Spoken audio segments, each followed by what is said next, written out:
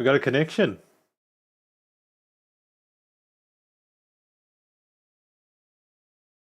Time machine. We may have people come. Sup, Jacob? How you doing?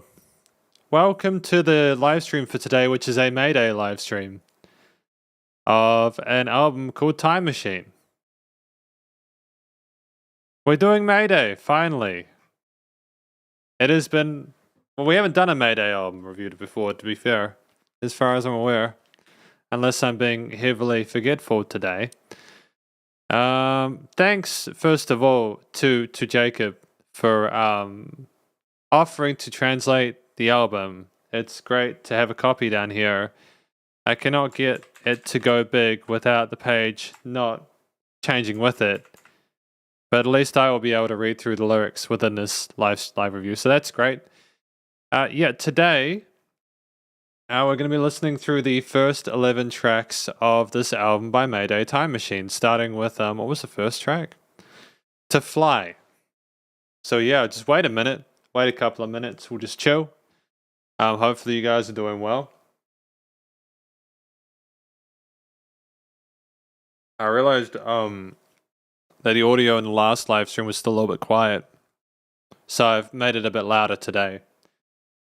And we'll just keep going until we get to a point where like the audio is at a acceptable volume. But yeah, it was improved last time, which is good. So who do we have in the chat? We have Jacob, and who is this lovely, gentle person here? We go to Deep Al. There should be hang on. I'm gonna have to make that small, aren't I? No, it is small.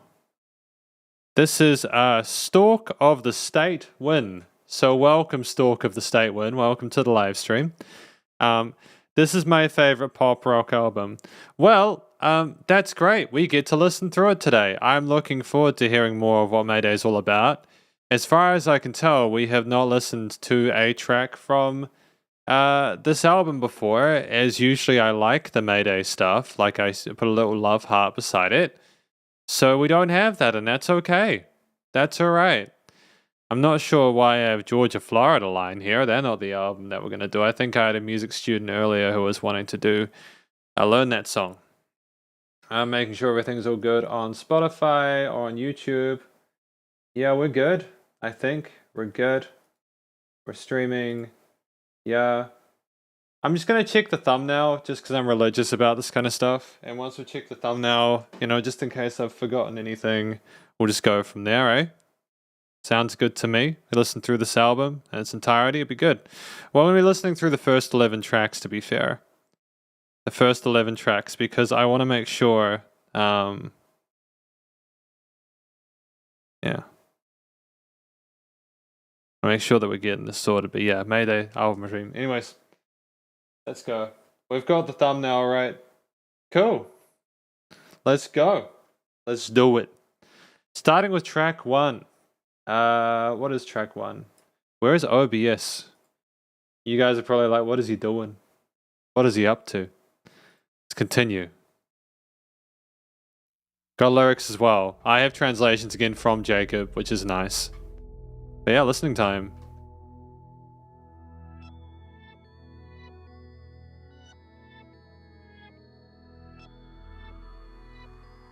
This track is titled, yeah. To Fly. Sup, Dinner Hey. Blue Dinner Box, how you doing?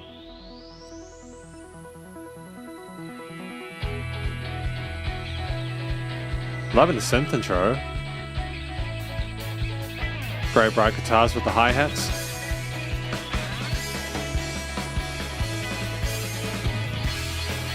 Yeah. Sensational energy to it off the bat.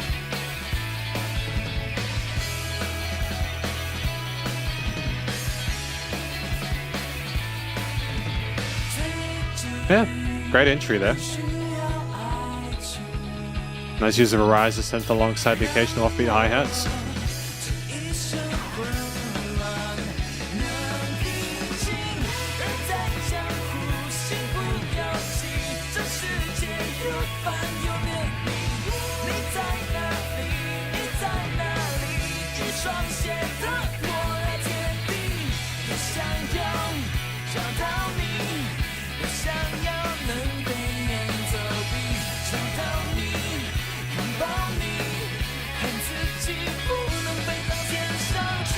I prefer some of their edgier stuff, to be honest. I've heard tracks from these guys in the past where it's a little bit less kind of like charismatic and peppy and upbeat. I want to hear some edge from these guys. I'm pretty sure they've done some edgier stuff, but this might not be the album for it. Everything's really upbeat and majorish. Great job with the delays though and the guitar parts.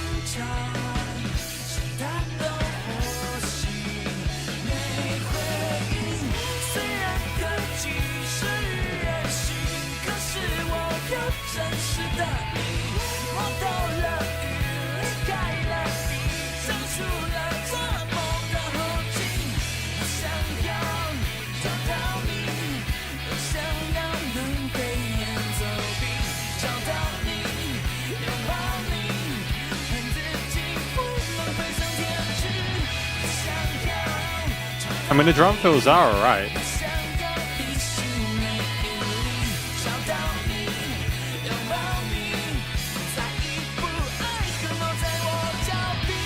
I mean, honestly, the percussion is one of the highlights. There's a lot of depth with like the different diversity with like different snare fills and everything like that.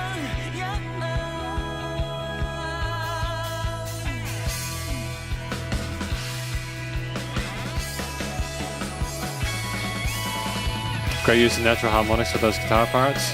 Very nice and chimey.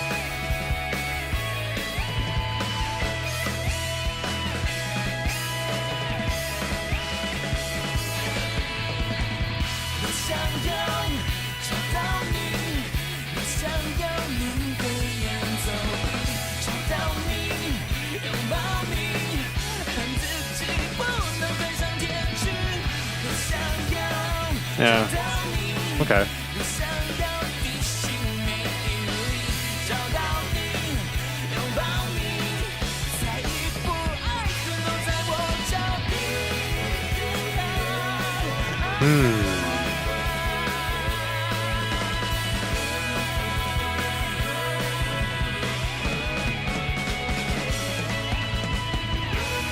Yeah, I haven't really got a lot else to say about it. I mean, the vocals are fine.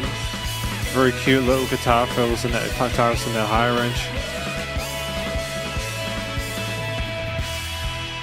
Great use of falsetto there.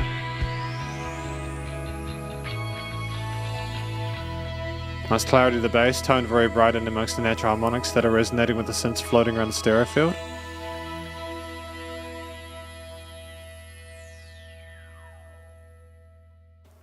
And it was fine. It could have had a sort of generic tone to me. It didn't really make me feel anything. Like, it was upbeat, but I'm supposed that it's potentially part of the way that you might sort of more resonated with it is if you understand the lyrics, like, personally, if that makes sense. To Fly, recently I craved a love, going to the lyrics. I'm really glad that you like it though, Jacob, to be fair. You know, that's good, you know. This album is very edgy, haha, the last 3 tracks are dark as hell, lyrically and thematically. Well, that's great. I mean, if I look at the lyrics to this song, To Fly, like, it does kind of sound like you're soaring over the skies or something like that. So, I mean, that does make sense, you know. Living in a society I can't save myself, the world is so annoying and dense. Yeah, I don't know if it really mirrored the frustration that they were feeling within that bridge section, you know. It's okay, No Wong. Welcome to the live stream. Everyone's welcome. It's okay if you've only missed a song. I know there's a thing with like the bell that you can do on YouTube, and if you hit the bell, people can like get notified when you upload. YouTube just used to let people know when they got videos up, but they don't really do that anymore because they want people to just get they want people to look in other places. But it's fine. It's all good. Welcome to all of you who are coming to this live stream. And also welcome to those of you who are watching after the live stream goes live. Hopefully you guys are having a great day. This is my review, of course, of Time Machine by Mayday, the album review there. The shoes that break the ground in heaven, though. Okay, just going through the lyrics. How I want to find you to want to be able to fly, to find you, embrace you, hate myself for not being able to fly in the sky. Although technology begins with humanity, I want the real you, I touch the grounds. Yeah, because this was released in 2003 when cell phones were really only starting to become a bit of a problem in regards to the way that people communicated, you know. Find you, embrace you, one more step, love and hate are at the bottom of my feet. How I want to be able to fly. One more step, love and hate are at the bottom of my feet. So they basically just want to fly to that person to have that connection with them, and kind of they just don't want to have the second best thing. They want to have they want to be there in person. That's basically it. So that's cool, you know. Apparently on Mayday, this is also known as acrobatic jumping on the Apple Music page. But I will trust Jacob's judgment on this one. I think that it's probably a little bit more reliable.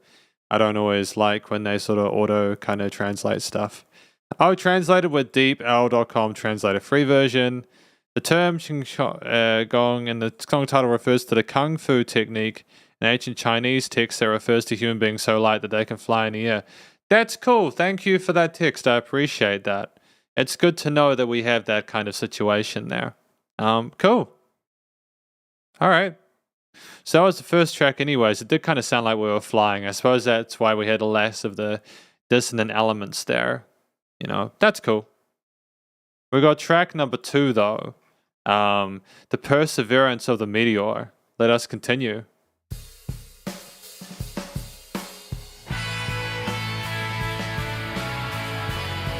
Okay, a little more depth in here with the glisten kind of fizzy textures.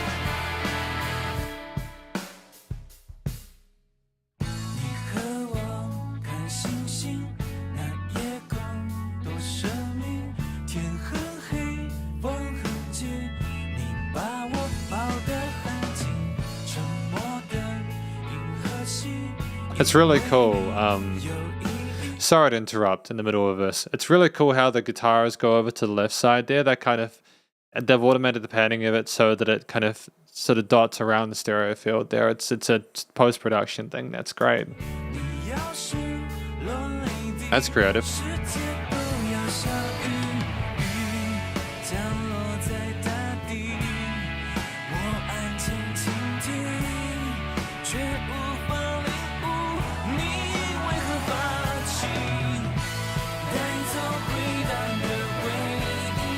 Yeah, 16th notes chorus makes sense for the drums.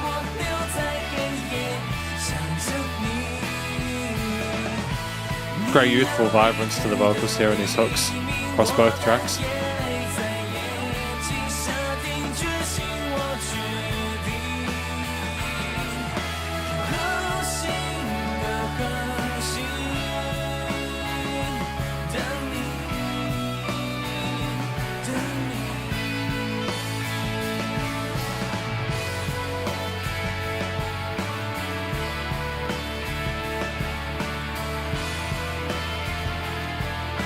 The song kind of just continues to move forward with the kind of, it reminds me a lot of the boy bands in the mid 2000s over in the West, like a lot of the British and like American boy bands, with the kind of chilled, kind of upbeat, friendly kind of tone of conversing with the listener. The guitars are inoffensive, the bass line works well with the chord progressions, and the drums there are one of the most interesting parts of the track so far. I appreciate what they're doing from a genre perspective and a style perspective.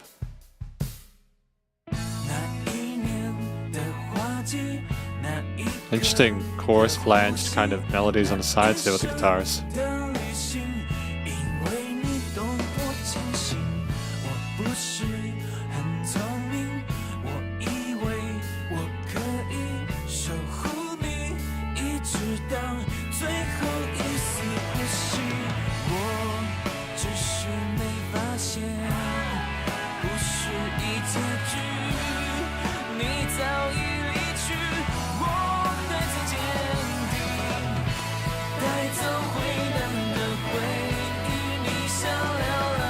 It's funny that you say that, LC. It's funny that you say that. Welcome to the live stream, by the way. I think part of this is that there's no pauses. I had a Fiverr client that I was talking to, and he got really kind of bitchy with me because he was upset because I didn't sup hotat young, welcome to the live stream. Sometimes you need songs to just stop and pause and have less and have quiet. It's great to have moments of chill in a track, even in songs which are relatively inoffensive. There will be, but I'll try not to kind of labor on it too much. The tremolo picked parts with the leads on the side are cool. As well as like how, and I'm trying not to pause too much today because I know it irritates some people. Like the falsetto kind of barbershopish kind of they kind of resolve to the major at the end. It's great.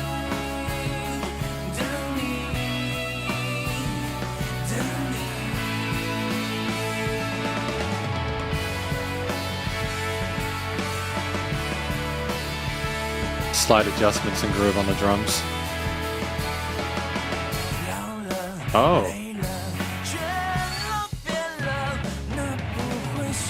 It's got like an old rock tone from the 90s.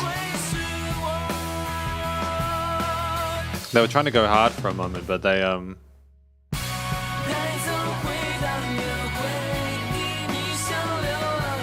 key change.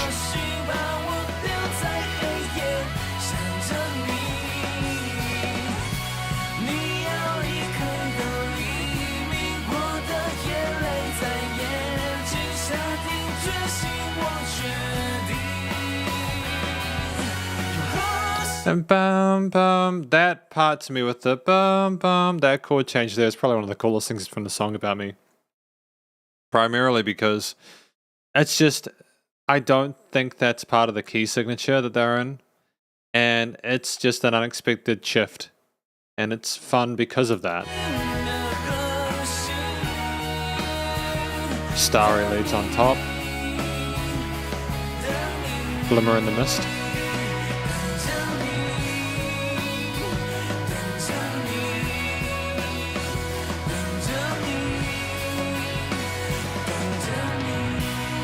That was a nice friendly finish.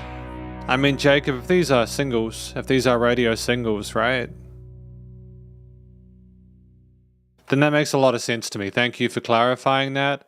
I was honestly like a little bit wary of the fact that if this was going to be the entire album, I'm not sure if I would really, because a lot of people consider these to be reaction videos. I'm trying to analyze a track and stuff like that, but there's still there's reactions as well, so I get it. I'm not sure how well I would have reacted if I'd known that the entirety of the album was filled with songs where they just sounded like they were trying to be peppy and upbeat despite what they were discussing. It's like as if there was a tonal thematic dissonance with those bits. But I'm looking forward to the really sensitive as well as rock out tracks. That should be good. So lyrics for this one again, thank you to Jacob. I'm just going to continue to repeat that. Just because if people come in later in the live stream, they may not have seen earlier. So apologies, Jacob, if that gets annoying after a while. It just shows that I'm grateful. The perseverance of the meteor. That explains why they had the starry lead guitars up top, because it was the stars in the sky, right? This is probably one of those songs where, like, if you look at the lyrics, you kind of understand why they've done it that way. No, silent galaxy because you have meaning. If you shed tears, the world will rain. Rain falls on the ground. I listen quietly, but I can't understand why you gave up. This kind of reminds me of some of the later Green Day stuff or the mid-range Green Day stuff from like the late 2000s. They experimented with these prettier textures in their lead elements there. It was quite nice. As they matured.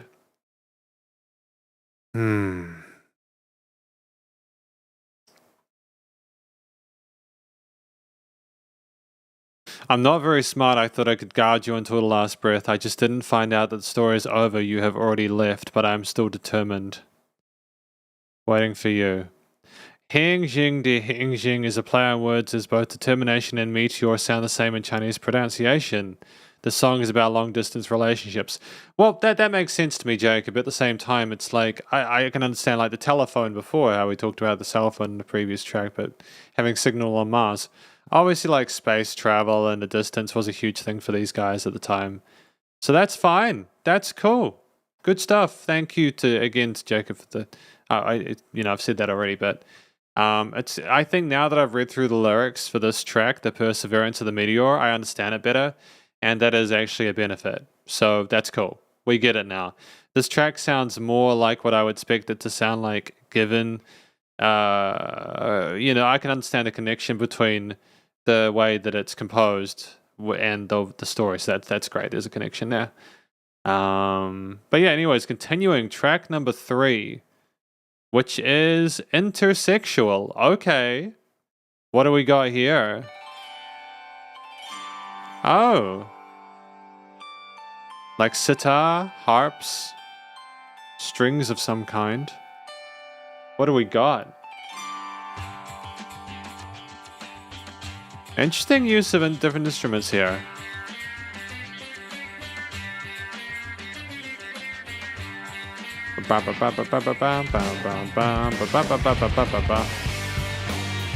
Good, this is kind of what I was looking for. That little pinch harmonic there was dope, dude.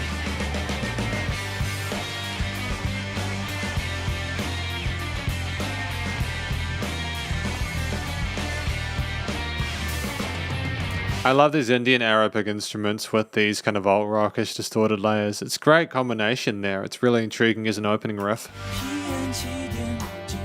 You know, you weren't kidding.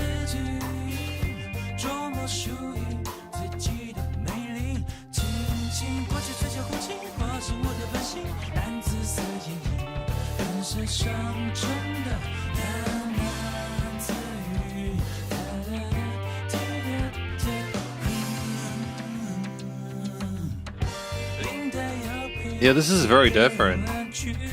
It kind of blows me away that they made the opening 2 so different to the rest of the album at this point. It's like night and day. They're not trying to be as angelic.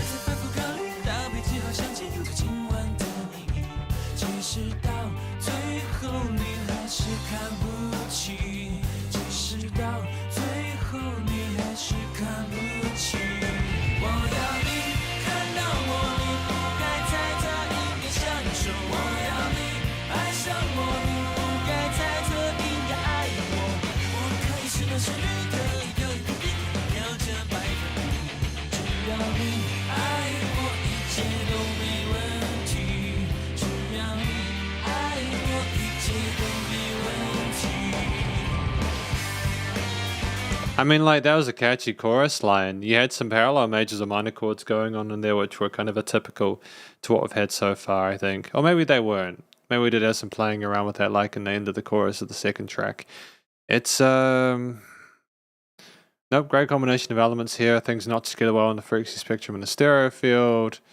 There's a little bit more sass going on in that performance. We're not trying to be as sort of like charming as we were in the first two.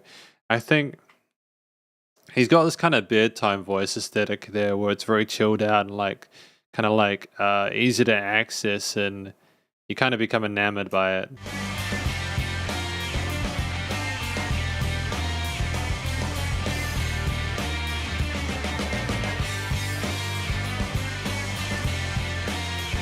They could have probably halved this though. I don't know why they needed to have a second lot of it.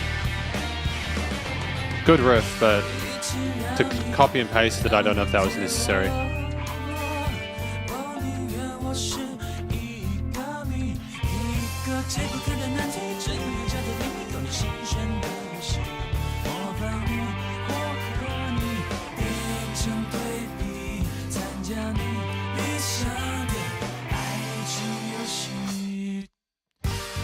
And it's just little pauses like that which are great. That's what I need, is just a moment to stop. Allow you to appreciate the silence. Move on. That's all you need.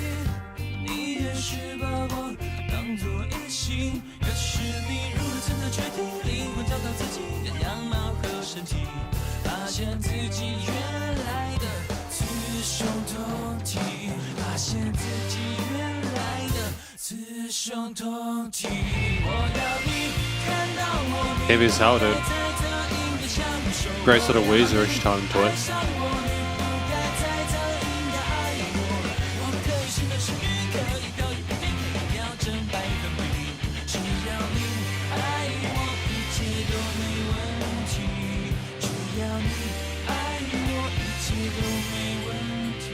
I mean, there's clear attention to detail. Like, I liked how that extra lead guitar element came in unison with the vocals at the end of the hook, that it kind of bring things up as a contrast or a juxtaposition to what we had before.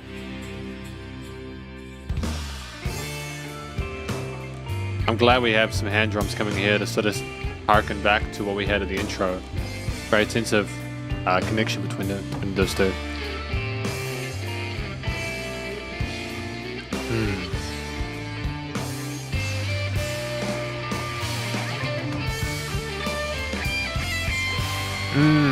Yeah, great. I'm not sure if that was needed to be that short though. If they do this twice. Nah, see, that's just weird use of real estate. Like, they could have potentially had this riff be half as long between the verses, like at the end of the first chorus to the second verse. Had that half as long, and then they could have spent that extra 20 seconds developing, or the extra 10 seconds developing like another 4 to 8 bars of a solo section, you know what I mean? It's a catchy riff, but it isn't like the focal point of the track, is it?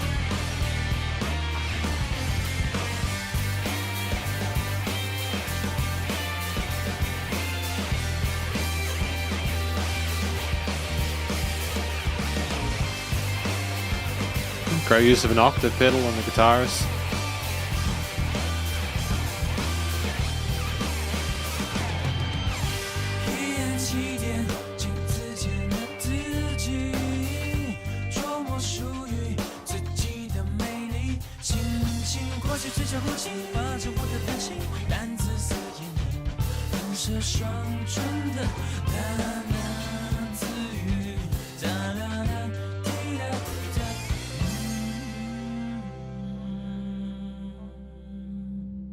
That was fine. That was perfectly palatable and approachable and accessible. Got no real complaints about that at all.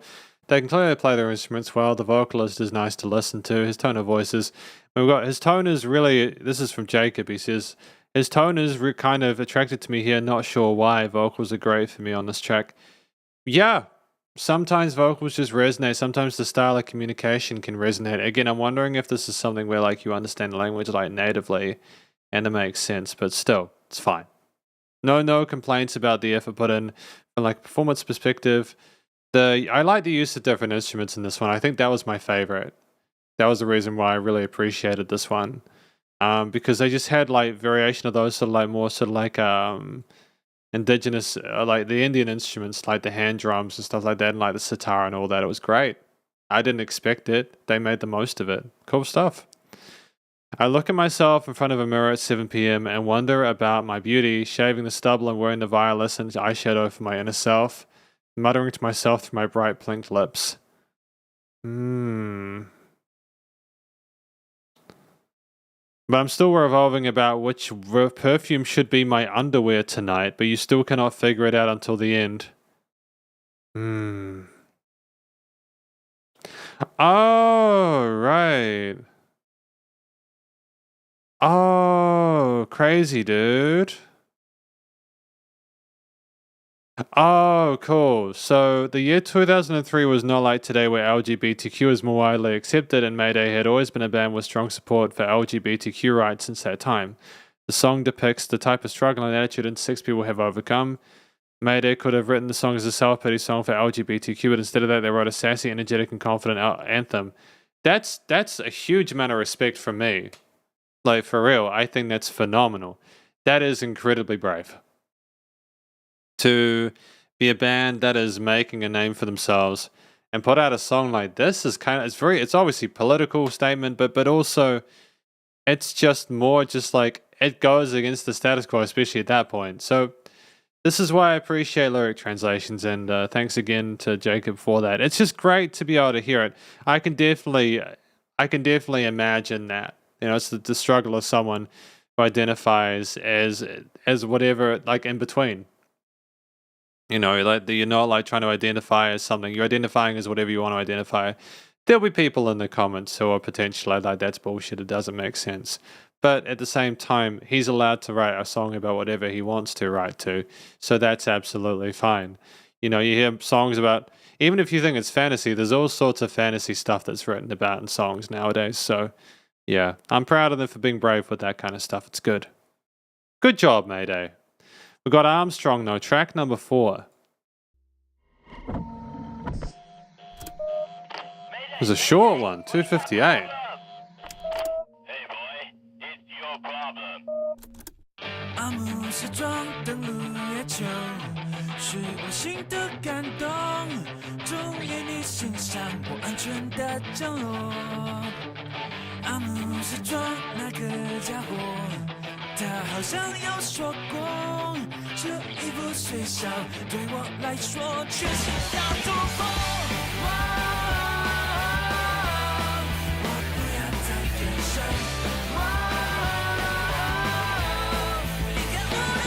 Yeah, it was nice and upbeat. Loving the distorted guitar riffs. Oh, see, that was unexpected. See how that transition was nice and short? It was like kind of caustic and kind of sassy, and it kind of like bites at you a little bit. Great. Let that continue. Let it be short, let it mean something. Great, call the response here with the vocal styles.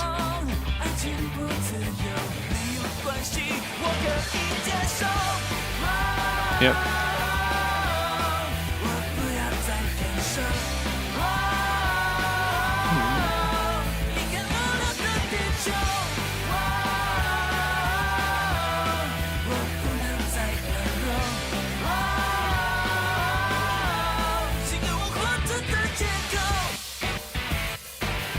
How much are we going to get in this 3 minutes though, for real?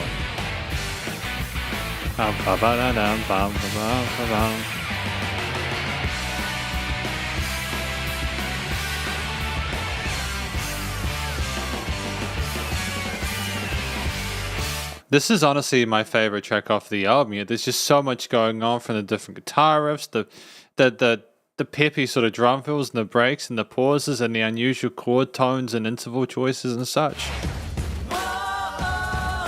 And they're getting the crowd chant going in here. Wild, man. Why wasn't this a radio single? In my opinion, this is way better than the first two.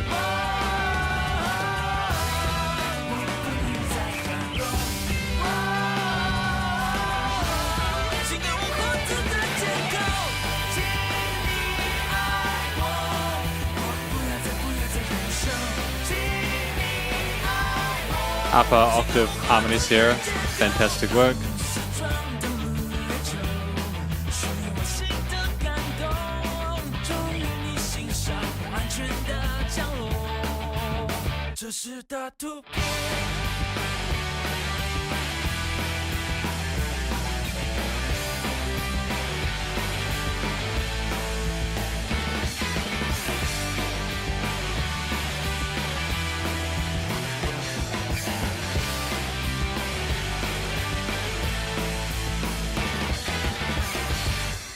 Yeah, no, that was short and sweet.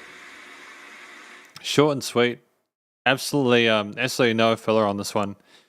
Yep, got lots of love for that. Oh, man.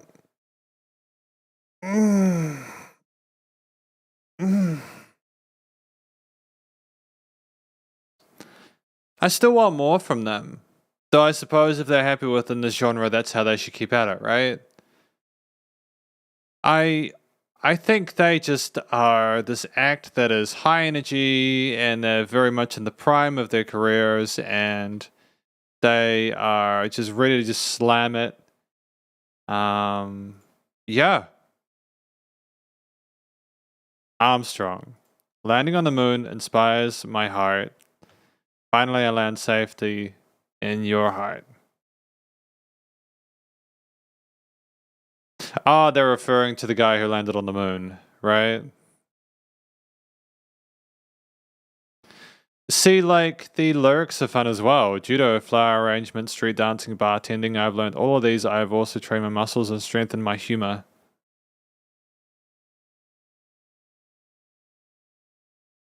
It's interesting.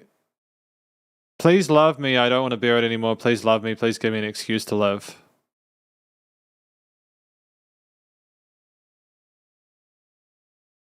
Is it that, like, he wants to go somewhere where the person will love him?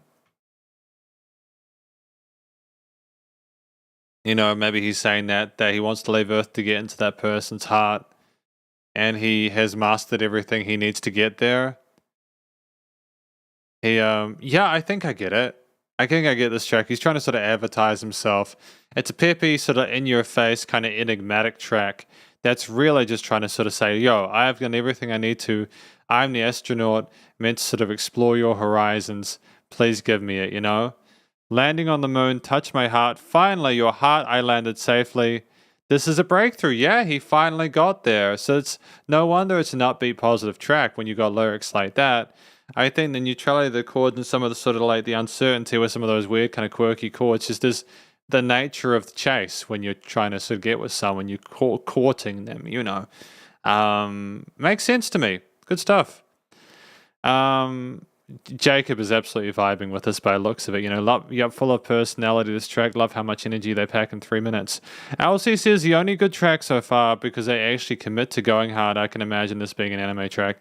I would agree with that. I can imagine that too. I can imagine that being an anime track. Yeah, but like, isn't Paramore pop rock? And Paramore's shit was heavy, man. Like, stuff on, like, Misery Business. That was an absolute banger. Misery Business had balls, man. Misery Business just slammed it. And that other songs off of that album, which were phenomenal. There were pop rock bands around the same time period or slightly later that were doing stuff that was heavier than this within the genre. It's not that I think that they need to go metalcore or anything like that to be good or anything like that. It's just they clearly have like the capacity to go a little bit more sort of like aggressive. But then I suppose like that it's ironic that the song where there was a positive outcome as the one where it was heavier. I suppose it's the exertion of energy and all that. But anyways, we got And I Know, track number 5. Oh, fingerstyle guitar. I love the bird song with the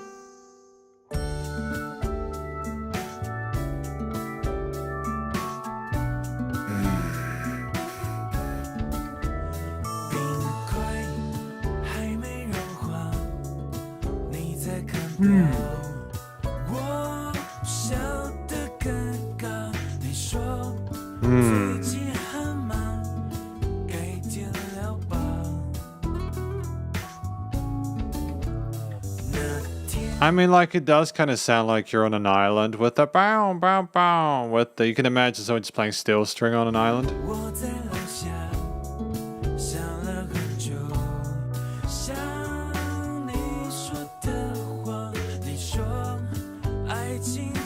Why did they use an electric kit here?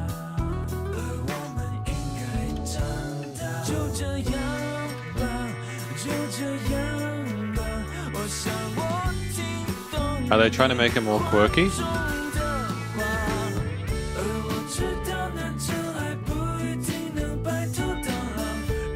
It was a very comfortable entry into that hook.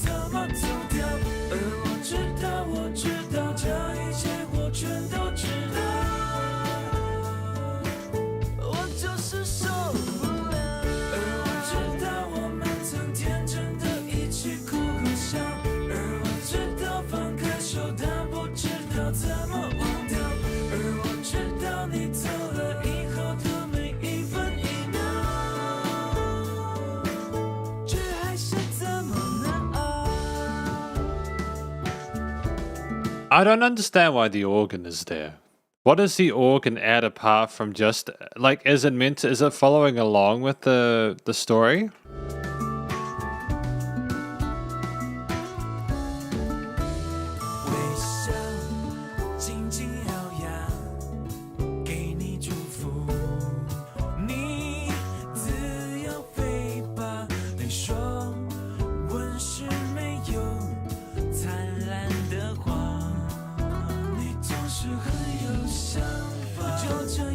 It's interesting that you say that, Jacob, because I'm hearing parallels between a lot of the stuff I heard from like a lot of the boy bands in the 90s. They just didn't have like the distorted guitars, which is why it's confusing me. Like, I don't think it's bad music. That's not what I'm getting at. I think the music's well written, well performed, and it's very intriguing and intricate. It's well thought out, and it's creative. There are some really interesting ideas put in here. I'm just trying to place them, you know? Pin him down.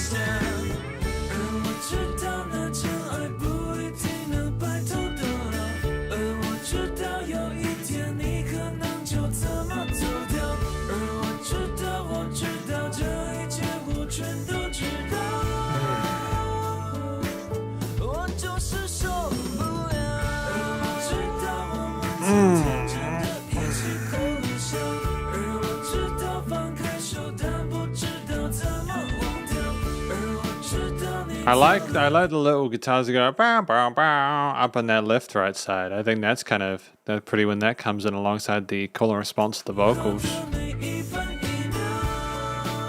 Pad like backings are pretty.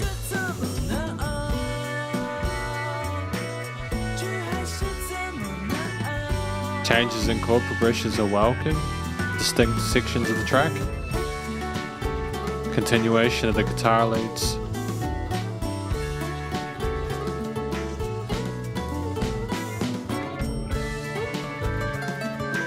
Oh, a little bit of pentatonic bluesy stuff going on. Why couldn't they do that on the leads, electric leads?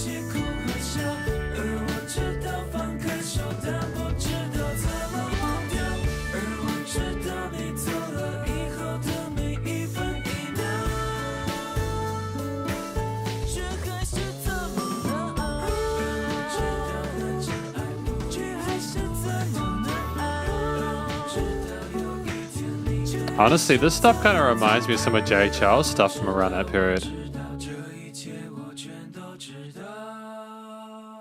Now that I think about it, some of J. Charles like stuff between the mid-2000s is heavier than some of Mayday's stuff on this album. Man, my mind is getting blown like...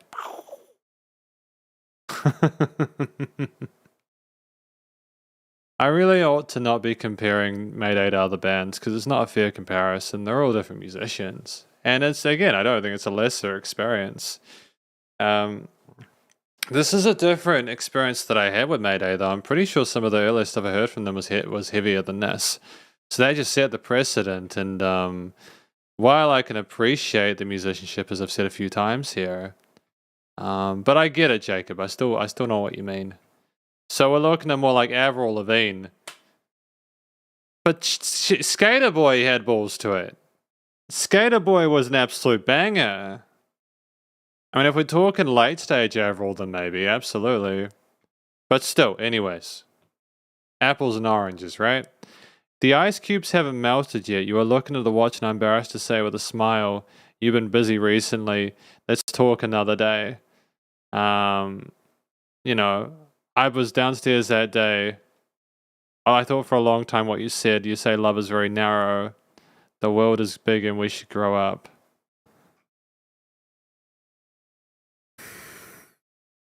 Nah, I don't. Sup, Robbie Blue? How you doing? I don't understand how the you know, I know I let go, but I don't know how to forget. I know every minute and every second since you left, but it's still so hard. I don't know how that connects to the theme of the song. I hear it, and I hear at most neutral textures. Nothing ever sounds too sad within this. It's almost like we're sad, but we're trying to cover up that we're sad, if that makes sense. But it just sounds so bittersweet. Smiled and clenched your teeth, bless you, fly free. I don't know. I just see a... Yeah, no. No, this is unusual. This is an unusual one. I can appreciate the original track itself, but the lyrics almost seem like they come from different songs. Yeah. Yeah, I think this is just teenage heartbreak, basically, where they don't really know how to rationalize it, and they're still learning how. But still, I like the lyrics on their own. You know, I get what they're about. You know, like looking at the past and just trying to let someone go, even though you're like, whoa, sorry, guys. Trying to let go of someone, even though you know that they mean so much to you. It's cool. That was track 5, though, wasn't it, man? We are smashing through this album. And it's still so hard, and I know Let Go, but I don't know how to forget, and I know every minute and every second since you left, but it's still so hard. Like, these are really visceral lyrics. It's spells of heartbreak. Yeah, I think that it's almost like they're playing on the idea of people of teenagers not knowing how to grieve. It's either too much or it's apathy, right? There's no in between. And everyone here, I'm sure, if they're not a teenager, they've been a teenager. So it's like one of those things, eh? One of those things. But look, anyways, I still think there was merit to it. It does not surprise me that that is one of the most popular tracks, because considering the comparison I made to J. Chow before, his most popular tracks are the ones I don't particularly like as much, aside from Her Eyelashes. No, not Her Eyelashes necessarily. Well, there was another one. What was the one I really liked? I despise that I cannot remember these names off the top of my head. But anyways, moving on. We got God of Gambling, track 6. Let's see if we have better luck with this one. Am I right?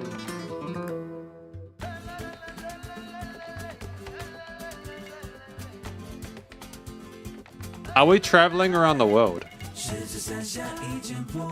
Is this like a tour or something like that?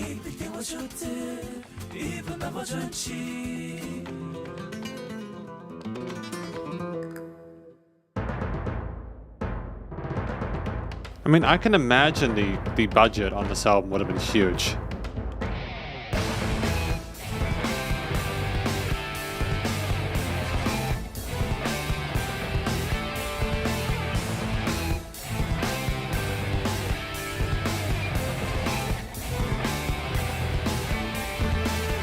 Like, I think it's actually the way that it's mixed, because I can hear the parts that they're doing there with the chugs and the alternate picking and the da-da-da-da-da-da and the squeals on the pinch harmonics. That's meant to be heavy, but they've almost got a lack of body to the guitars where they are more of a fuzzy sound, as if to try and neuter them a little bit. Which is a weird decision, because this is one of the more intense tracks we've heard so far. I know we're focusing on the almost flamenco elements here.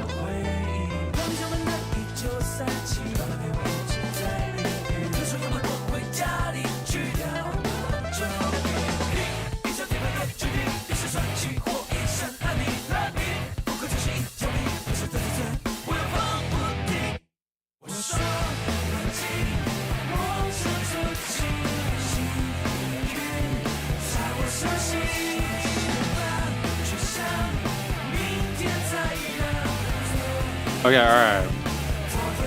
alright. They had me for a moment, but they pulled me back in. Damn, dude. Because I couldn't figure out the start. I was like, are we going to get another track like the previous one where we had those sort of clean layers and it was sort of like the antithesis of what I require from these musicians at a halfway point of an album, which is a style I can follow along to. And no, they went for rock rap, and this is like the heaviest track off the album, and it's got a little bit of spice to it. Not a huge amount of parts of how nicely it's been mixed, I'd say. There's very little kind of rough edges to the post-production.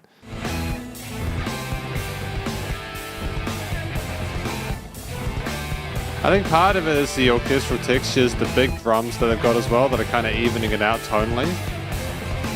And the brass and all that, which sounds great on its own. The rapping is cool though.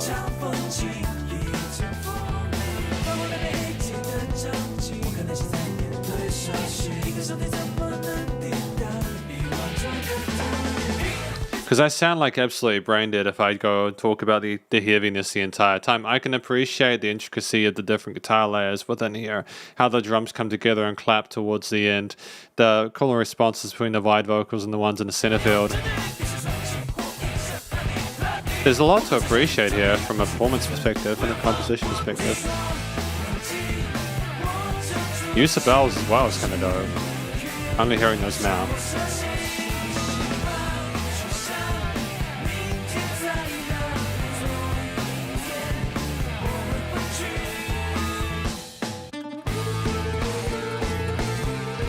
And they have solo sections here, dedicated solo sections, which I respect.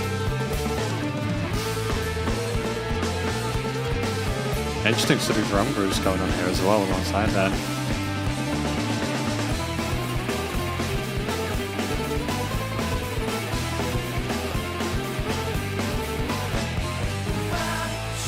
Okay. Classy re-entry. Unexpected. Pleasantly surprising.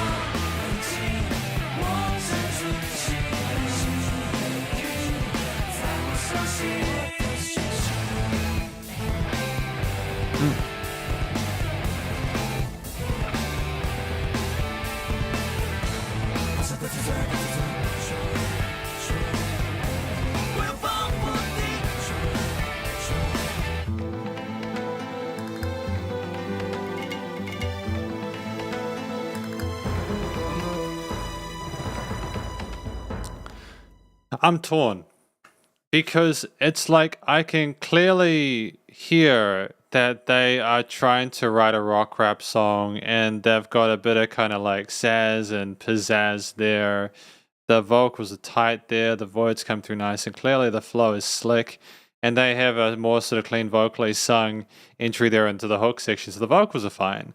The guitar parts, the bass parts, and drums are all phenomenal, and there's lots of range with the way they're playing those instruments, which is really great, really positive. There's even like a dedicated lead section there where the guitars come in, and like there's such clarity to it and space for it.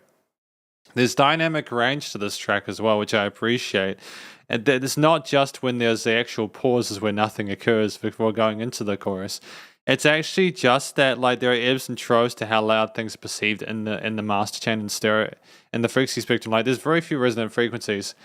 If anything, I think the reason that I was complaining, I suppose, about the lack of oomph at the start was because they had so much going on in the mix that it would have been just too much to have the guitars take up too much of that space. So I get it. And they're clearly phenomenal composers because of the level of complexity to the actual arrangement, getting all those different elements to work together like that is incredibly difficult. At the same time, it's also like, why, it almost sounds like they're two songs and they only just got away with managing to combine the sort of the big band kind of dun dun dun dun, that kind of flamenco like Spanish orange and sort of inspired stuff. Like the run of the bulls, you know, that kind of stuff into their rock rap. They only managed to get it in there. So I'm eager to look through the lyrics and sort of like get a feel of what they were trying to do there. God of Gambling, you know. Like the lyrics are exceptional. A sleeping chest was found in a dilapidated house under the lion statue. An astronomical sum, a stained saga. And I know for a fact that the guy who is the vocalist of Mayday, as I understand it, he does write lyrics for people. I understand that. He's clearly talented. The lyrics have never been the issue in this album. None of these stories have left me disinterested or not wanting to hear more. It's almost like in one situation, the lyrics are so good that the music can't keep up. Fight a card to decide of life of legend or a life of mud. This mud is just a worthless life. I can't let go of my pride. Damn. A burrito and an obsession, a kind of gypsy search, one man, one lake, one landscape, a trench coat. The scene in the black street behind the prosperity, I'm playing a rivalry with my conscience. How can a god resist 10,000 kinds of greed? What is this? This is wonderful poetry, dude. It's incredible stuff. It's very, it encourages such vivid imagery in your head, you know. Win, lose, can't go on my pride. It's crazy. It's awesome stuff. I'm so blown away by it. I think this is one of my favorites so far. Potentially. I did like this more than the few other ones we had previously. This just resonated with me more personally, but that's okay. Everyone's different. Everyone likes different things. It's okay. There's nothing wrong with that, boys and girls. There's nothing wrong with liking different things. In the meantime, it was well constructed, well performed, and yeah, I can kind of understand how the gambling comes to that. You know, you can imagine the crowd around you as you gamble. It's cool. We've got Don't Provoke Me, track number 7. Thank you, Jacob, by the way, for reminding me of what this track was about. I do appreciate it. I've got like 3 things up here. You can tell it's been a long day. I do love that track a lot. I recognize the symbols there. That re-entry was Chef Kiss. It was Chef Kiss, absolutely. We have track 7. I look forward to more Chef's Kiss.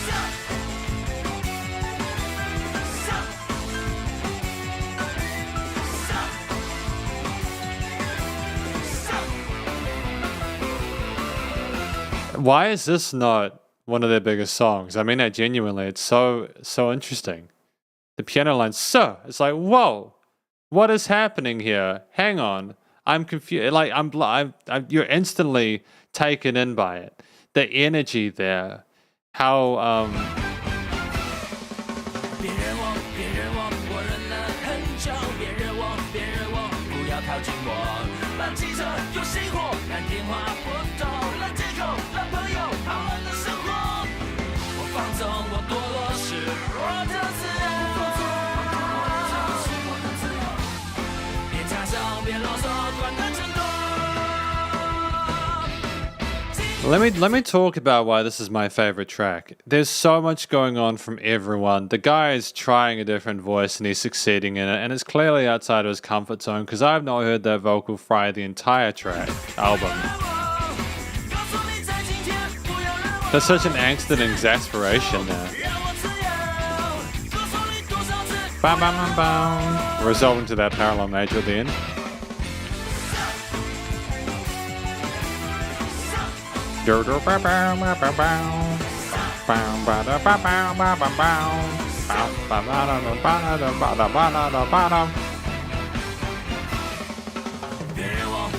It's just dope, man. Easily my favorite off the album.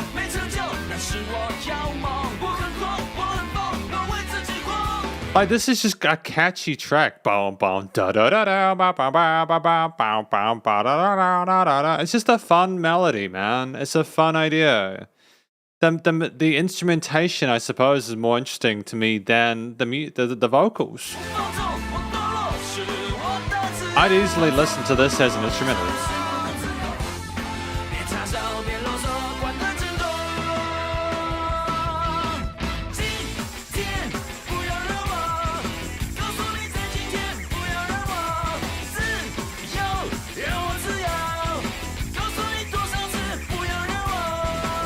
That bass,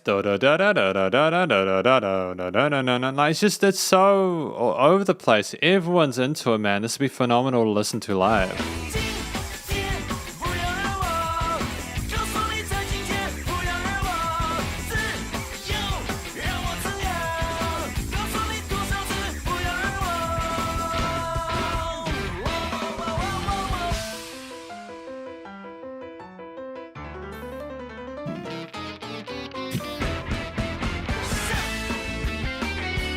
Harmonized guitar solo on top, piano keys.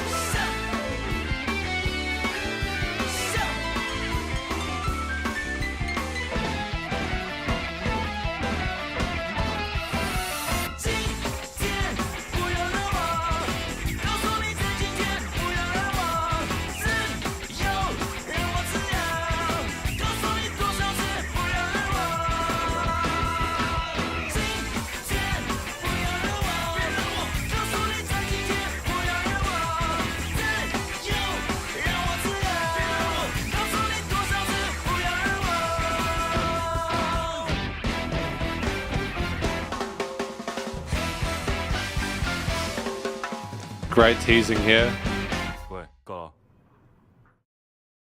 Damn. Excellent. No, fantastic. Nailed it. Yeah, I like the fact that that kind of fake exit where they're about to finish and then the drums go down, down, and then the guy just talks. And then you're in and out. You know?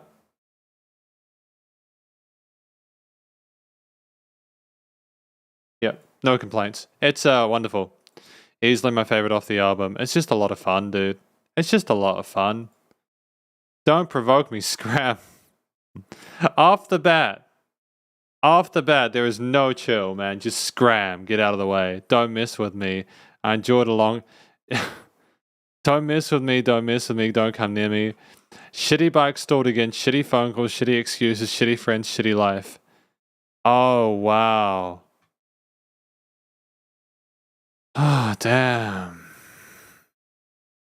I live for myself. I'm free. I'm a degenerate. Don't interfere. Don't nag. Don't worry too much. Hey, that's enough at the end. Yeah. You know, you have all that moment of telling someone to back off and they don't. And then they say, that's enough. And that's when you know. If they go calm and they go quiet, that's when you know you stepped over that line.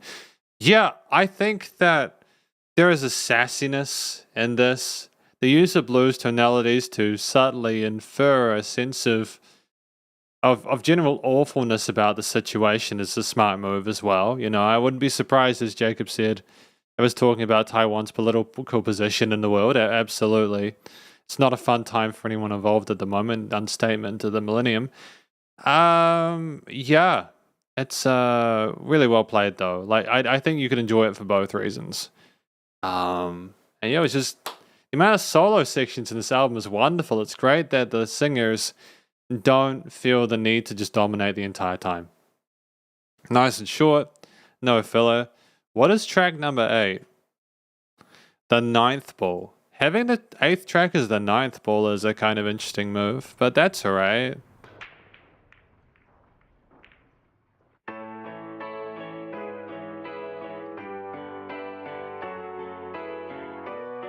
Combination of piano and guitars on either side of the stereo field.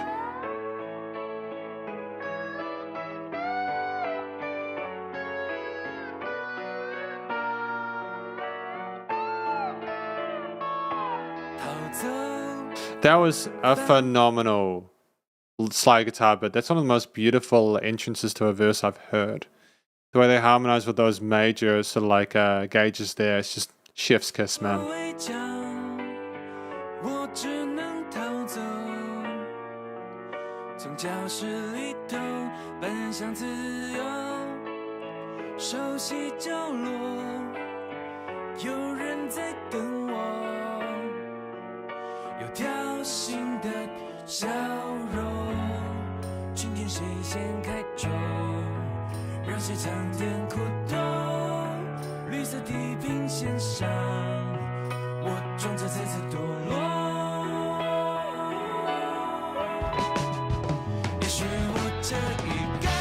This is an old school track, isn't it? It reminds me of some of the stuff from Queen or David Bowie.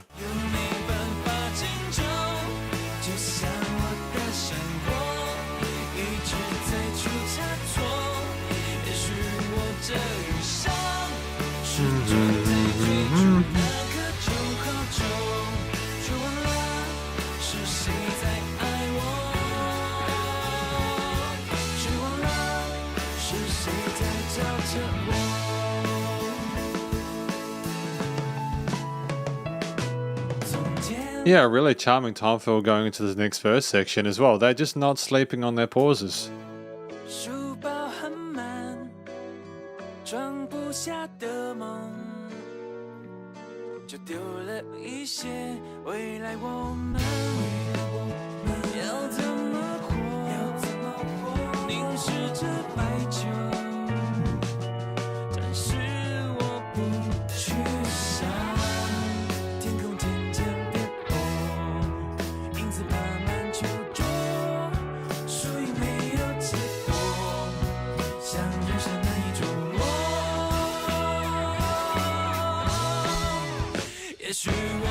Yep, great use of space. Works well as a pseudo ballad format.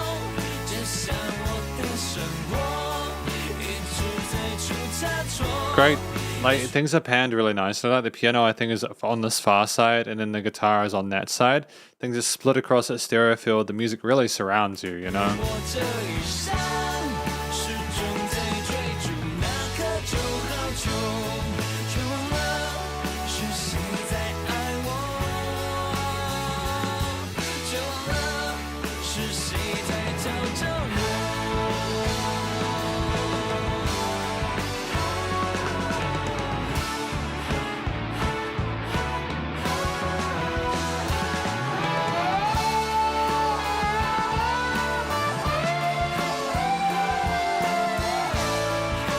phenomenal lead voices here, really friendly and gorgeous and elegant. Kind of reminds me a little bit of Leonard Skinner, you know?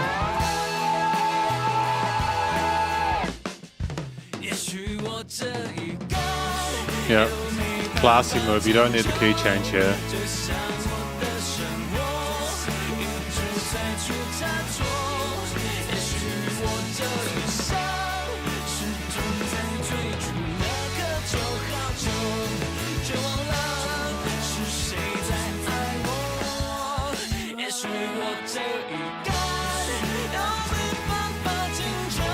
Yep, bringing it up.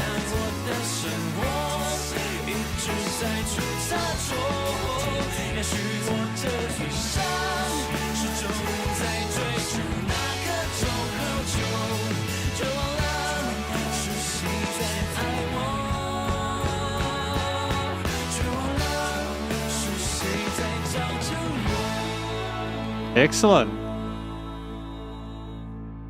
Nah, nailed it. Well done.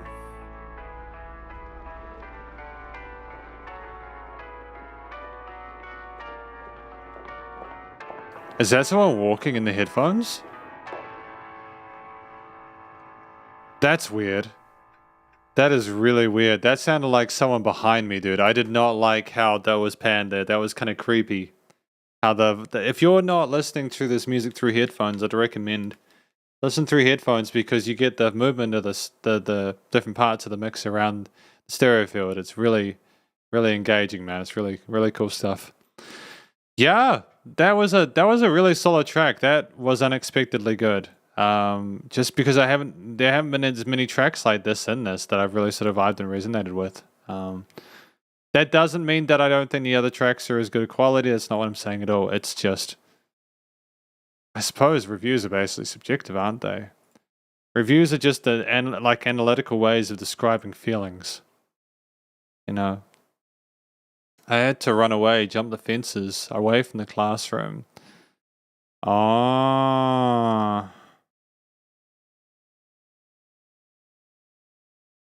Maybe this time my shot won't go in again. Maybe like my life has been a mistake. Maybe I've been chasing that ninth ball all my life, but forgets who loved me, but forgets who's got my back.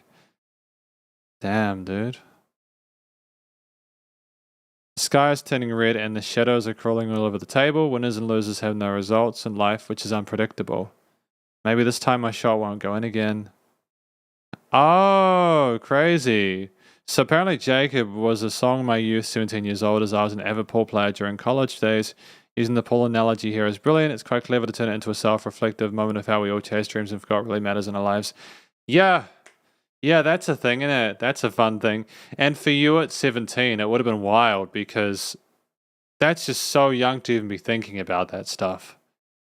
That's so young. We're not even really meant to have made that many life-crippling decisions at the age of 17. But I think, yeah, as you get older, it's like, yeah, I look back and it's like, oh, did I put all my balls on the right holes? Yeah, you know what I mean. You know what I mean by that. It's deep. I think there was I could kind of imagine how the song and some of the complexity in the arrangements there, like it sounded very wholesome, you know, listening through that.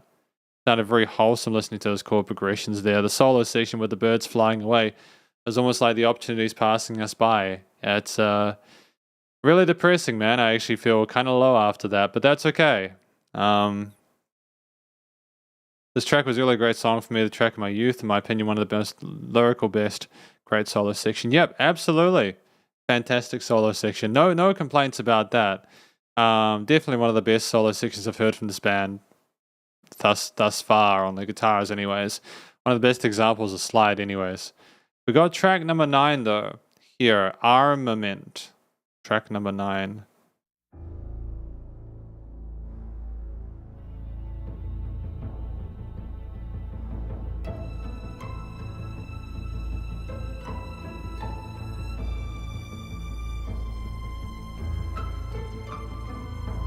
The string plucks are an interesting choice here amongst the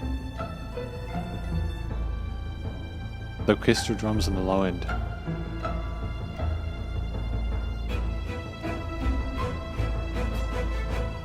very tense and uncomfortable here with this fanfare beginning.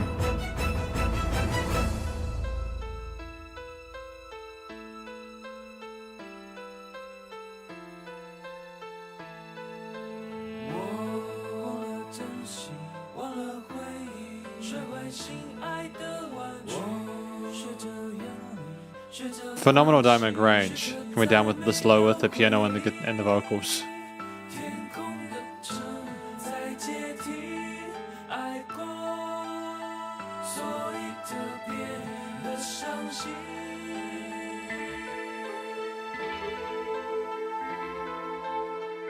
Lots of different guitar effects in this album. I love the use of those. They're making the most of the instrument and the diverse effects available.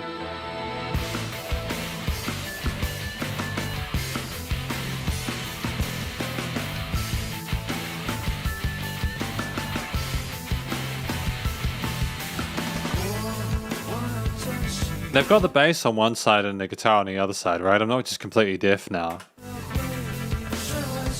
They definitely have the flickery guitar on the right.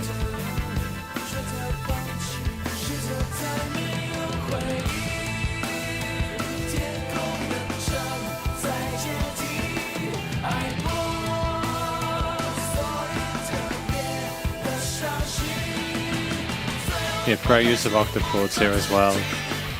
Rising up against the ether of distortion. Shouting out like that. Angst.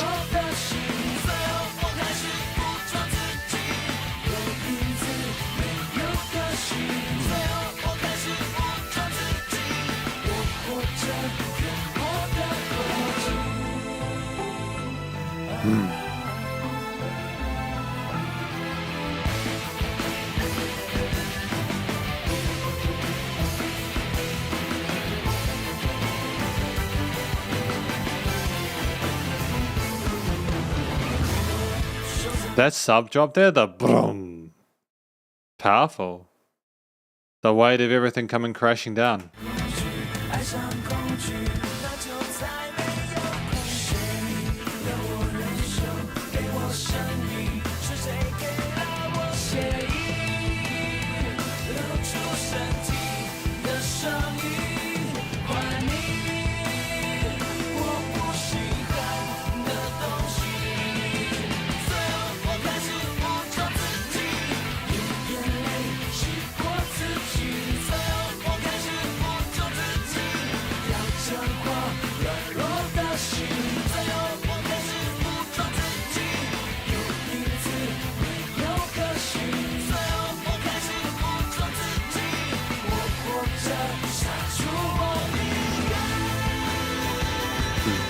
Nailed it.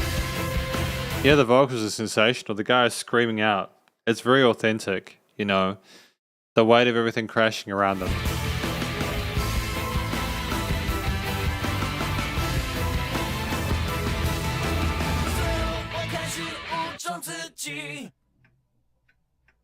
Yeah, great double tracking as well of the vocals in that part for a bit of extra oomph.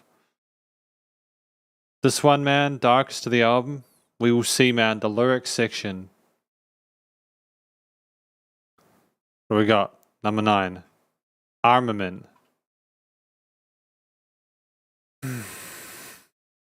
I forgot to cherish, I forgot to remember, I broke my beloved toys, I chose to stay away, chose to give up, chose to have no more memories, the city in the sky is disintegrating, I loved it once. I once loved, so I'm especially sad.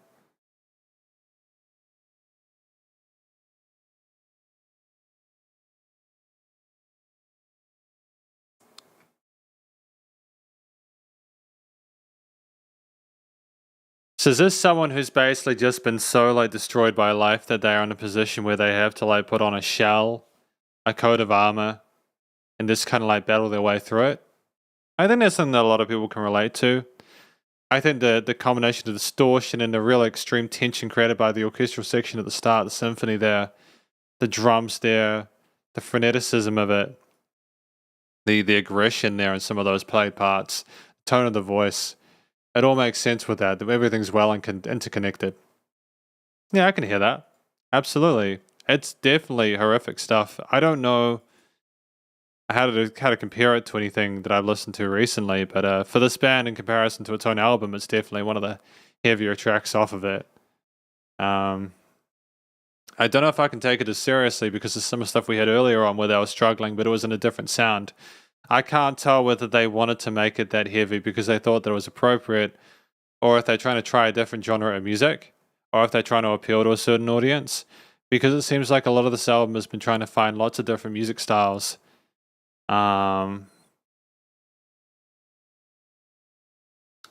Yeah, you know what, as someone who is like on several occasions considered unaliving himself, I think it affects me differently than it affects other people. I'm not saying that it doesn't matter, don't get me wrong, but I can imagine why someone would rather not be alive in the first place.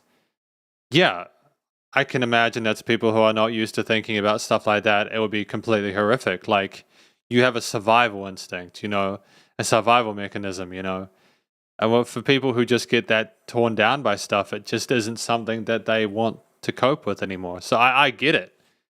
As someone who's been there, it's just not strange to me, but it should be really weird. You know, does that make sense? The song sounds like they're communicating that though, so I get it, man. I get it. I get what you're saying. I understand it.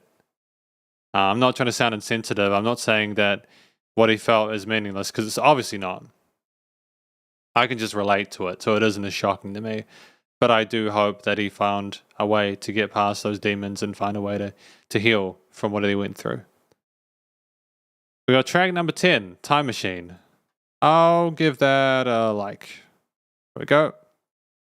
Time Machine.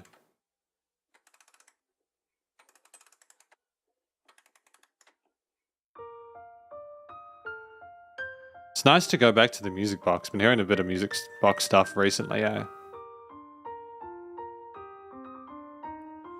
那阳光碎裂在熟悉场景，好安静，一个人能背多少的往事。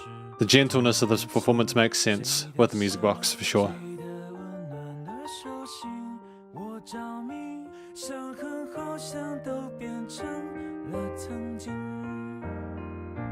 全剧中看见漫长空座椅，灯亮起，这故事好像真实又像虚幻的情景，只是那好不容易被说服的自己，借口又顶不住。 Great development of the piano parts here with little trills and legato parts. 好后悔，好伤心，想重来，行不行？再一次，我就不会走向这样的结局。好后悔，好伤心，谁把我搬回去？我愿意付出所有来换一个时光机。对不起，独自回荡在空气，没人听，最后又是孤单到天明。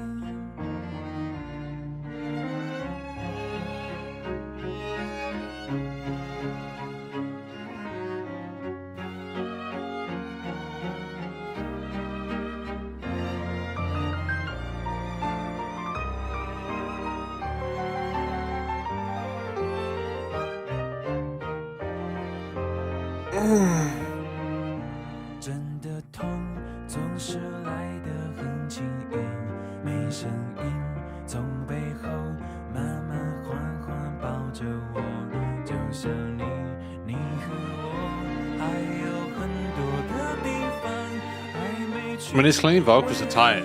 Like the melodies that he's using there are great. They, you know, harmonize well with what's going on with the strings and the string plucks. 好伤心，想重来，行不行？再一次，我就不会走向这样的结局。好后悔，好伤心，谁把我放回去？我愿意付出所有来换一个时光机。 Yep, great break there. Didn't need more than this, really. 没人听，最后又是孤单到天明。最后又是孤单到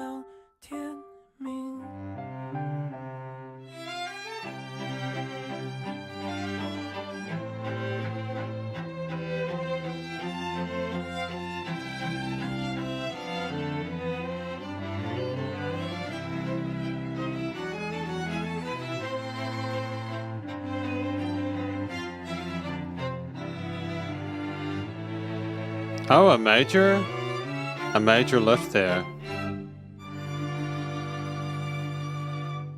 Ah, I didn't resolve it. As if to say that things weren't necessarily going to end.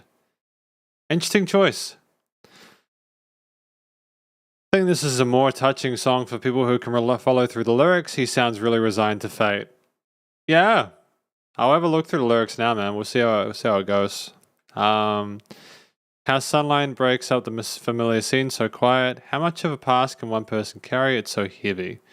Whose smile, whose warm hand I'm fascinated by, the wound seem to become the past. So many regrets, so sad. I want to do it all over again, okay? So once again, I wouldn't have ended up like this. I'm so sorry, so sad. He'll put me back. I'd give everything for a time machine.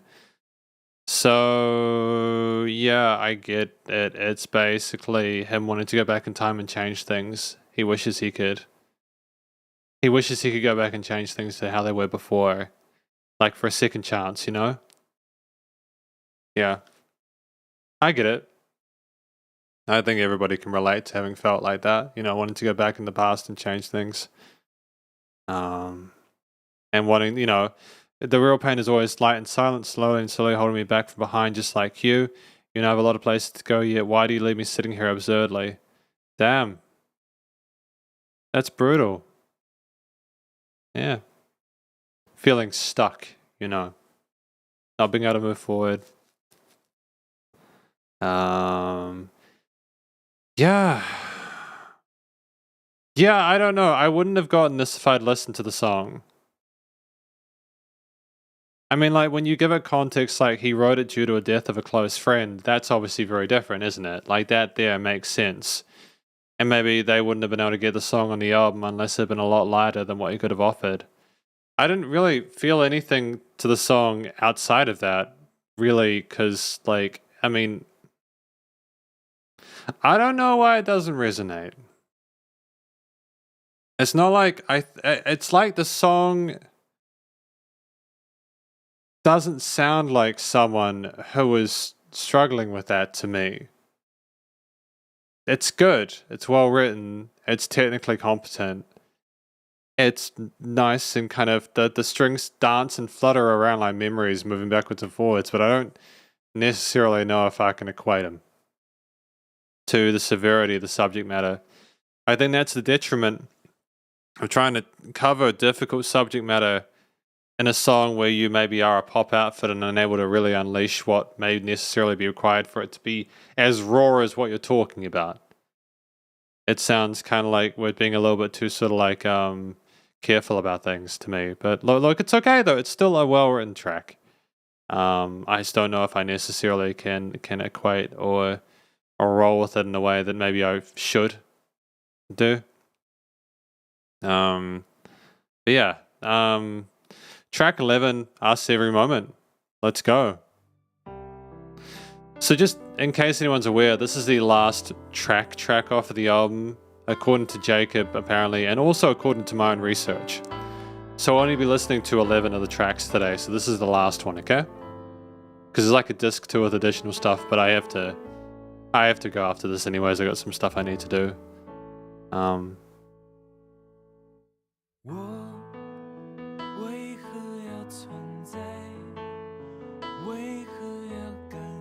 Again, a piano intro.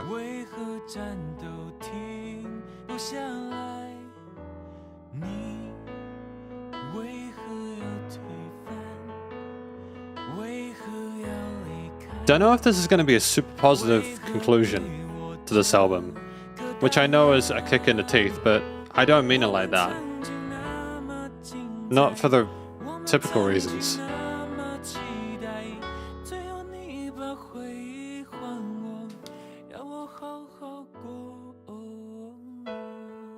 I mean, I like going up the range there. It's a change from what we had previously. It's sort of angelic sounding.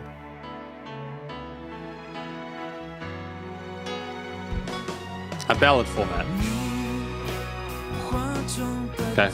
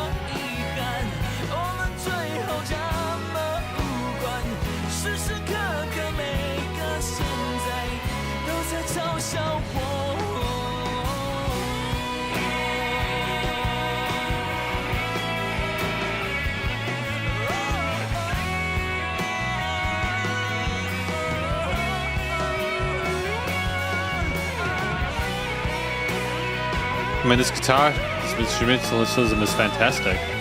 The vocals, the drums, and the guitar work.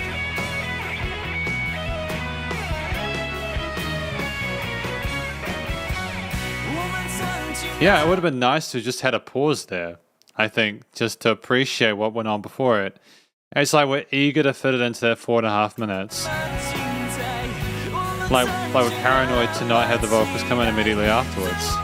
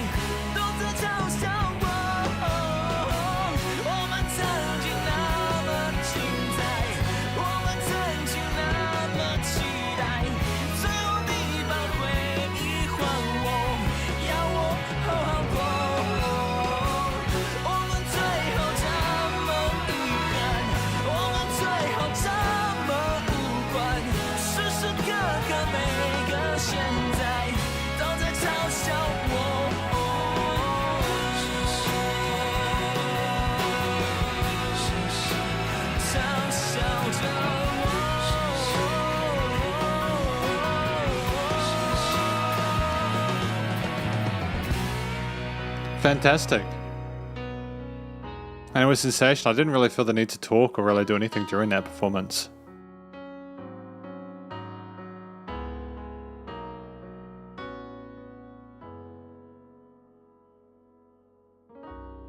Okay. Nice little jazzy extension to finish on. Da-da-da-da-dun. I think that's probably a 9th, actually. A 9th there to finish on, which is a very sophisticated little chord. All right, that was the last track of the album. What was that one? That was Us Every Moment. Nah, see, I don't know, man. I read this. Why do I exist? Why do I feel? Why do I tremble? Why can't I stop? Why did you overthrow? Why did you leave? Why did you give me this answer? Why, man? Okay. Let's just... I'm starting to actually become frustrated with this, which isn't ideal.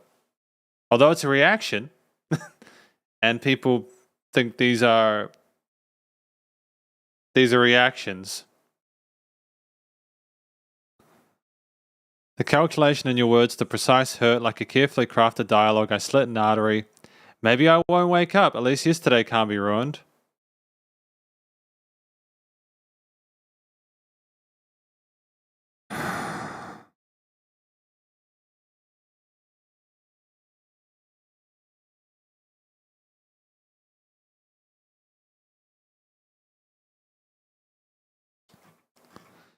Is it looking back and appreciating the good times that they had and trying to move past the pain that was caused and trying to sort of like understand them and their situation and looking at it in the grand scheme of things, you know?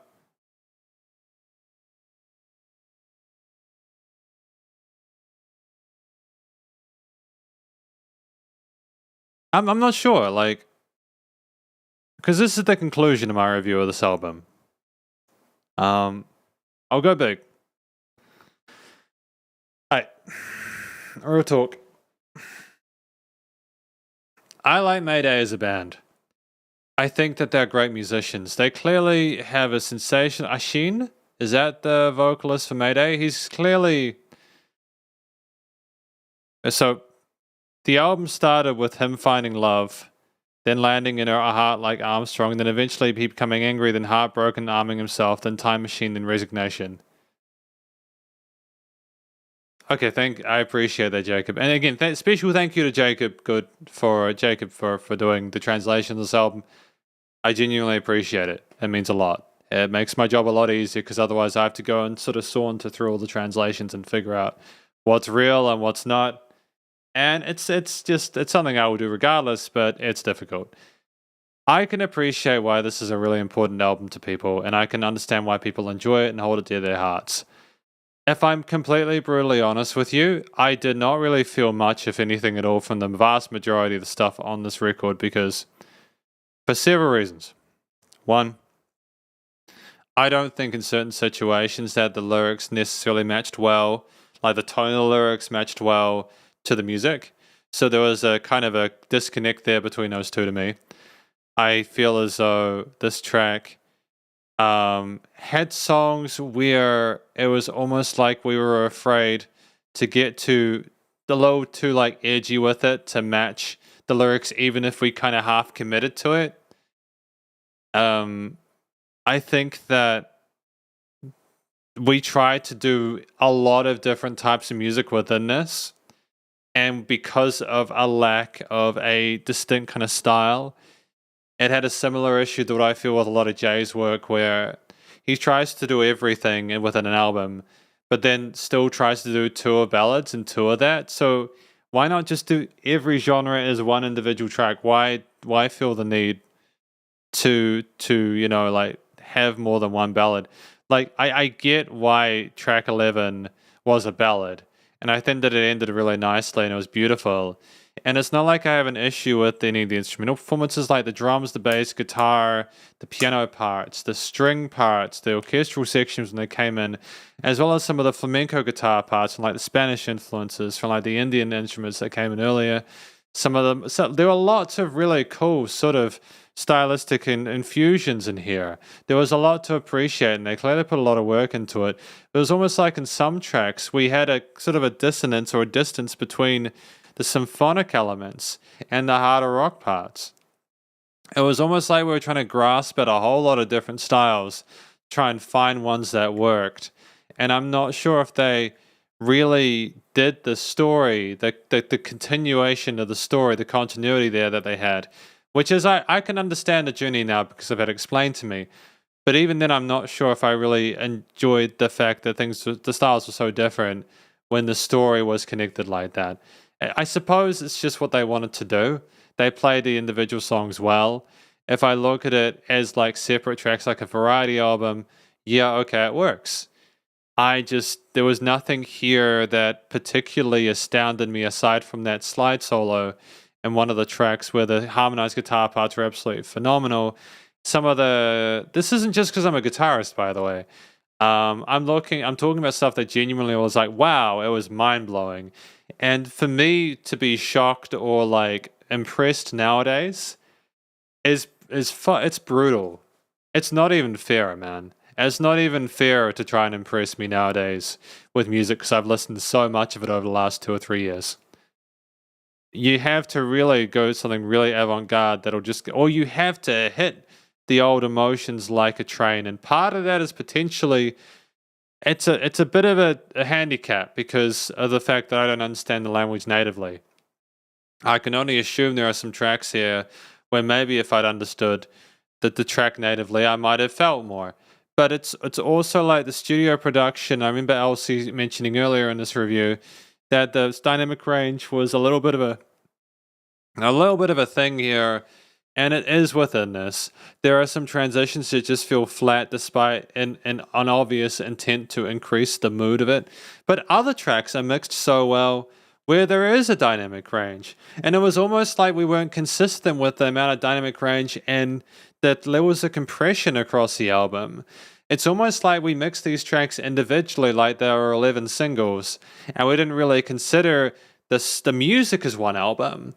And maybe that's why, because we tried to mix in a way that was appropriate for the different styles of music, but then it left it just feeling like it was a discography or a disc filled with lots of different singles that they've compiled into one journey. That's just kind of like a journey from start to finish. But it doesn't sound like does that make sense? I feel like I'm just rambling at this point. They just could have had a decent amount of dynamic range on all the tracks. Like there is a lot of modern music production. And it's not like even in the early 2000s, there was like the loudness war. The loudness war came out in the late noughties, early 2010s, you know. But look, that's enough of me rambling. I think that my favorite track off of this album is the rock rap one. I think it was Scram, the one that said Scram. Yeah, my favorite track of this album was Don't Provoke Me. It just had a fantastic parrot personality to it. It's not because I liked the harder rock stuff. It's just simply because I think that was one of the tracks where the lyrics made the most sense with the music and there was a connection there. And so that is precisely my point, is that when you have everything connected, that's a great track. That's why I consider that to be. It's incredibly creative as well, lots of diversity within the performance and the composition. But that's my review of Time Machine by Mayday. Hopefully you enjoyed it. If you did enjoy this review, please do go check out Mayday's various social medias and their Spotify page, and stay cool and stay safe. And please remember to support your local musicians and artists at this point in time, as either help more than ever thought of crazy stuff going on in the world. And I will catch you in the next live stream. I think that this live stream is going to be a patron fan request, so that will be next week. We're going to be at 8K subscribers probably by the time that we get to next weekend, but the JHL live stream will be on the following one, just because I want to keep a sense of continuity with these reviews. And Jacob, I'm glad that you were good about the feedback. I know I wasn't totally positive about the album, but it was still great to hear it and to actually have done a Mayday album.